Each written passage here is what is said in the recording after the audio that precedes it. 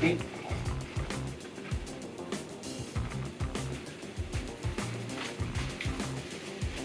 the hell are you guys doing here? It's like 2 o'clock in the morning.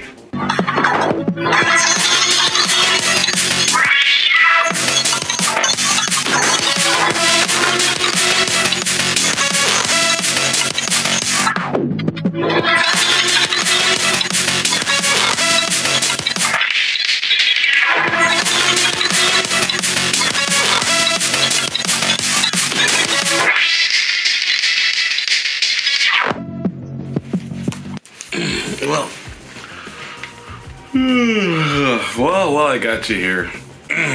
Good morning. It's 2:36 a.m. The episode's about to come out in a few hours. This is my home, so yeah. This episode's about music. I know the other couple episodes ago it was about music. I had my friend Cherry on there. This was pretty cool. This man's in the industry. He's worked on horror films and all kinds of stuff. I love music. Music is my thing. It was my passion before all of this. So I was happy to get into a studio and listen and just jam and talk and just nerd out with this gentleman. This episode is brought to you by BYO Lightsabers. Get 15% off by using promo code Cosmoe. I promise things will get better as soon as I find a studio to record all this stuff in. But anywho, oh, that's some good coffee. Let's check in with Sami the Monster for comic book of the day and watch his interview. Stay tuned after the interview for an important message. Yeah. Hi Cosmonauts, this is Sami the Monster and this is the comic book of the day. Today we are talking about The Last Boy. This is a Peter Pan retelling. It's darker, it's more grown up, it's more grounded, and this is by the same writer who did Alice Never After and Alice Ever After, also published by Boom Studios, which is, yes, a retelling of Alice in Wonderland. Now the premise is what happens when Neverland begins to mature and grow up and they're leaving Peter Pan behind and he's realizing that they're moving on without him. Now if you remember the original book, which I read, I actually don't know if I've seen the animated movie. If I have, I actually don't remember, which is crazy. Peter Pan saw the world in very black and white. There's good and evil and there's nothing in between, and he was kind of a messed up dude. He really reduced everybody down to stereotypes. But what happens when Neverland no longer wants to exist in conflict? When Captain Hook no longer wants to be the bad guy and he wants to make peace with the indigenous population? Well, they want to try to find compromises, and Peter Pan is not into that. He's like, no. There's black and white, good and evil, and there's nothing in between, which is not a mature mindset. So they really are growing up without him. They're leaving him behind, and he's starting to realize that. Meanwhile, Wendy is in London, and she is transitioning into adulthood and growing up, and there's some natural growing pains that come with that, but on top of that, she exists in an era that's very sexist, and she's dealing with the constraints of these gender roles and things that she's told that she can and cannot do, and she's being forced into becoming a young bride when really she just wants to be a writer. Now, if I had to make an educated guess, I'd say that Peter Pan and Wendy are somehow going to have to find their way back to each other, and I'm excited to see how that happens. Is Peter going to go into the real world? Is Wendy going to go back to Neverland? I don't know, but I'm excited, and I thought it was a really cool premise, and it's cool to see. It's cool having read the original book and seeing this adaptation of it. This is published by Boom Studios, and it's now available at a local comic book shop near you. Support small business. If you don't have one near you, you could find any in the country and see if they have an online shop that you could support and shop at. And yeah, this video has actually been brought to you by Boom Studios, but all opinions are my own. I really did enjoy this one, and I'm excited to see what happens next. Thank you for watching, and I will see you later. Matthew. Cosmo. How you doing, man? Good, man. I'm good. How are you? Good. Music. Life without music would be a mistake. I would agree. Right? Yeah. So you done all kinds of music back then, right? Yeah, I've been playing music since I can remember. Songwriting for me and historically was, I did a lot of it in my head, but I didn't know how to communicate it when I was younger, you know? My brain was like a multi-track. I could pick apart the drum kit as a holistic instrument where it's not just a drum set, it's the bass drum, snare, the hi-hats. Tom 1, Tom 2, exactly, cymbal 1, China's, rides. I became fascinated by all that stuff pretty early on, you know, when I really think about it. I don't remember life without it. And Let's talk about composing. Sure. How the heck did you get into that? I kind of randomly stumbled into it. I was kind of just doing a day job in Chicago, kind of played here and there, but actually a mutual friend of ours, a producer here, was like, what are you doing, man? You know, you're rotting away in Illinois. Shout out to Mike Racanelli. Yeah, Mike's like, hey, let's do, I'm doing this horror thing out here. You should take a whack at it. Sure enough, I got the gig from Chicago. Actually downloaded a free version of Cubase from the internet. Oh my God. And Cubase. Yeah, which is what we're using today still. Remember Nuendo? Of course, yeah. Oh my It's God. same part and parcel. Steinberg, baby, for life. Yes. And, I had no idea where to start. And this was 7, 8 years ago. So it wasn't like YouTube University didn't really exist in the way, like the data wasn't there. It was like how to score a short film. Like it was that, like I was that naive. That score you see, that's actually a manuscript from this latest movie that I did, and it was recorded in Budapest. And they're fantastic, but the reason it's recorded in Budapest is because it's too expensive here. And as much as you want to keep work in America and obviously in LA and employ all the absolute best musicians in the world are here. Yeah. Especially in film music. And you clearly would like to keep that here. But when it's like, we're going to get the orchestra or we're not, and this is how we're going to do it, that's just what it is. It's the difference between making your film, making your art or not. Yeah. And it happens. Yeah. And you struck gold with that stuff. I figured it out, kinda, didn't get fired, and then people, started to hit me up. Yeah. Inevitably, I got an assistant gig, and then I built this place, and that's kind of the fast-forwarded. That's what happened to my producer. He was a filmmaker. He edited our show, and people hired him for his stuff. And now he's like, "Can you shoot my music video? Can you edit this? Blah blah blah blah." And I was like, "Look at you go! Look at you go!" Yeah, but that's the magic of LA. I want to say. As much as you want to keep work in America and obviously in LA and employ all the absolute best musicians in the world are here. Yeah. Especially in film music, and you clearly would like to keep that here, but when it's like, we're going to get the orchestra or we're not, and this is how we're going to do it, that's just what it is. It's the difference between making your film, making your art or not. Yeah. Yeah, so you don't have say in that, unfortunately, until the markets adjust and realize that's a bad idea if we keep letting all this go. I know. I feel like there's enough money to go around out here, right, guys. Just very true. There is enough money. Doesn't end up in the right hands most of the time. It does. And also, when it comes to money, all the people that are rich out there, there's not one vigilante. There's not one Batman yet. I'm Batman. What the heck? Anyways, speaking of vigilantes and whatnot, superheroes and whatnot, Black Lightning.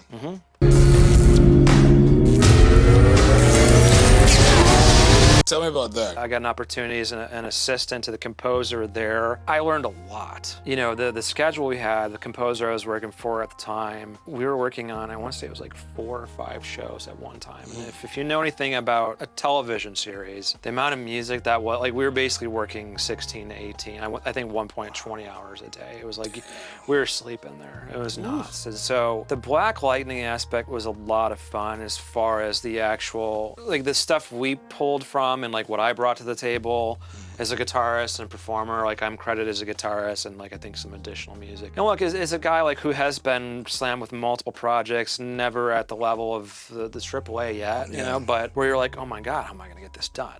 It's a snake eating its tail. The system is we're always looking for work. Oh man, I need to find work. And then suddenly it's an insane amount. So imagine you hit your stride, you get some big TV show where there's all these stakes, and then you prove that you can do it. And then here comes another TV show. And here comes another movie. And here's a video game. And you're one guy.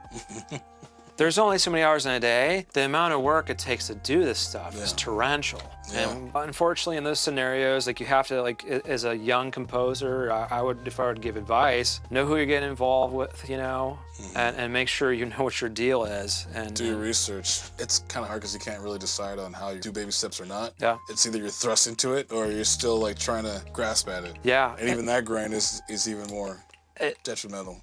But it'll come and go too. I just, one day, I'm a kind of person you show me and I got it. Yeah. I can't go to school for it. I can't read a textbook. I have that learning disability and dyslexia. So I'm just no, that's why it was always a struggle in school. It's what do you want to do with the rest of your life? I don't know, but maybe everything. It's you can't do everything. And so far, I've tried everything. Yeah, why can't you do everything? But I've tried it. Might as well. Yeah. It's funny you say that. I do also have, especially when it comes to staves and music.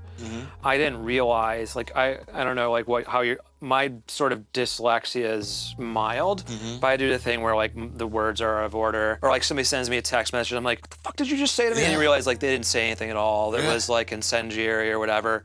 And like lines and spaces, I was like, I always was this guy who like I play by ear. I can hear a perfect E's, A, D, G in my head, like the guitar and stuff, and just where I was, you know, that's how I used to write music. I didn't realize like, oh man, that's why I can't read music, because it all looks like a fucking blur. So you're working on a new flick, right? Yeah. Scoring. So how many flicks is this for you, including television shows? I want to say this is probably my 13th feature. I think, yeah, maybe 13th feature, and predominantly horror. Do you like that? You prefer horror? You know, I will say at first, I'm more of a sci-fi. I like sci-fi. You know, I think the proclivity of the metal, you know, chuggy, trigger stuff. If I were to pick the ideal world, I'd love to be doing like super action sci-fi dramas and stuff. Sci-fi horror. That too, which, you know, this is what this kind of is. You know, initially, I think sometimes composers, especially the like really educated ones, like they think of it as like kind of like low art. I don't. I mean, like when I go back to the old days, especially like the first, you know, I mean, first cinema was like what, like Nosferatu and all these other things and scary stuff. To me, and I remember like my intro to film. My dad loved Frankenstein and Halloween and Friday the 13th. Yeah. And, you know, my mom probably didn't even know about it, but like we'd, you know, you'd have these the VHS, right? That you'd watch it over and over, and it's like you don't even like register. Or everybody knows that. You don't realize, like, I think it gets sort of sometimes a bad rap in the regard that it's like, no, dude, like, it's not just horror, like, it's a drama, it's an action, it's a whatever. It's like if it gets distilled into this one thing, and it's not. It's very nuanced. There's an iconic sound for each thing that it's not really repeating in most things. Like motifs, yeah. Motifs, like James Bond has his own motifs. Every single movie has that horn and trumpet and other thing.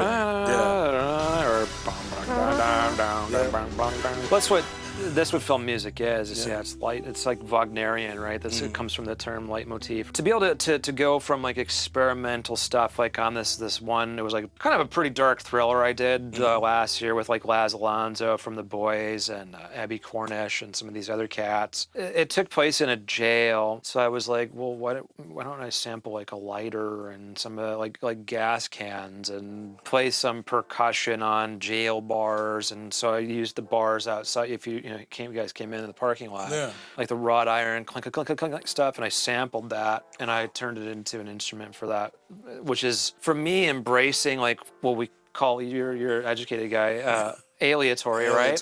Yeah. So embracing this sort of what like Penderecki and like the Hiroshima stuff, but like the crazy shit, and like where that extreme of horror to like this film that we just did now, which is almost like an homage to Bernard Herrmann, like grand thematics and like old embellishments, and like we recorded it with the orchestra and so beautiful in a traditional style. To have that, and then a lot of noise, but it starts to create like a watermark, right? Yeah. And it brings you back to the movie. We got probably one of the best jump scares I think I've ever done. Yeah? Oh, I can't wait to especially if you check it out on a system, it's definitely a shit your pants moment. That was like one of the things that everybody was like, whoa. Nice. That's a good reaction. Yes. You get that? Yeah, you get that? It's like... Yeah, when the sound designer just, breaks red, and we're like, we're gonna get QC'd. No, like, it's like, it's because it's just so, and then like you're saying, it's an angle thing. Yeah. It's from, I won't ruin it, but it's just, and then we're off to like the races. That's fucking beautiful. This life without music would be a mistake, like I said. Yeah, absolutely. For people at home that are curious about getting into composing and whatnot, do you have any advice for them? Well, there's the tried and true methods. I think if you're interested in it, first and foremost, if it's film music, what's the first part of that phrase? It's film. So be a film lover is a prerequisite. And I've known guys that are, people that are, their best asset is their knowledge and their sort of dictionary of film and television. And I would say that's a good place to start. And to understand, especially if you want to just do this vocation, to understand that many times you're a supporting actor. I would start there, because you can go to all the training in the world. You can go and learn all the, the Lydian scales and the Phrygian modes and blah, blah, blah, blah, blah. I think one of the things I learned from my assistantship was, like, we're storytellers. We're storytellers. Like, that's cool that you can rip on a guitar. I just want you to use a dive bomb.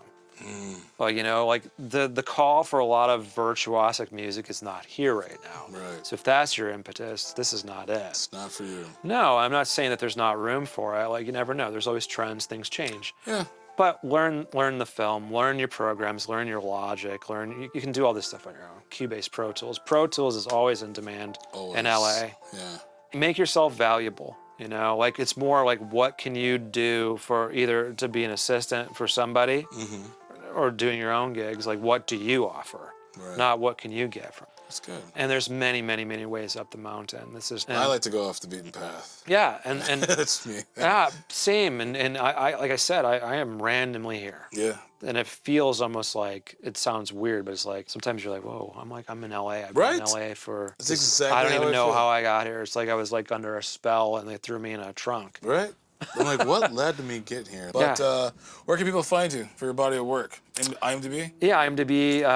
I think my short link is imdb.me/Matthew James is my IMDb. My Instagram is Matthew James Composer. Cool. I'm going to have a new website coming, and yeah, Push is the latest movie that'll be coming in 2025. It's going to be a Shudder original. Cool. Keep me posted on that. I'd love to check that out. Definitely. Do a review. Yeah, Watch sure. it. Pleasure, man. Matthew, Thank you so much. We can sit here and talk about music all day, which we probably should do that for a Patreon next time. Just come in here and just maybe write something. I don't know. Yeah, no, of course, dude. It's been a while. All right. Thank you, man. Of course. Cheers.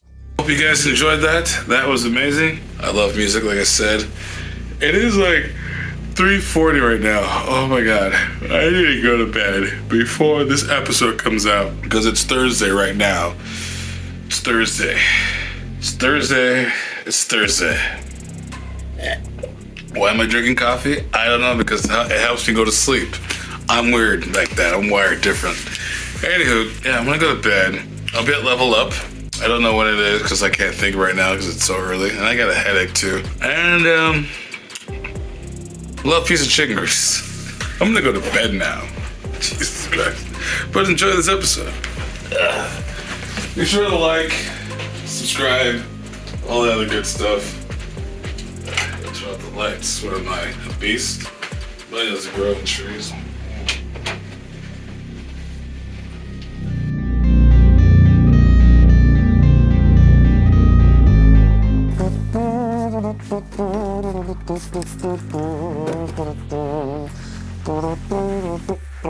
Oh, hey, you guys still here? The episode's over. You can tune in every other Thursday for new episodes of the Cosmo Show. I guess in the meantime, you can check out these boxes, see some more content. Ooh, how did that get up there? Ooh, yeah.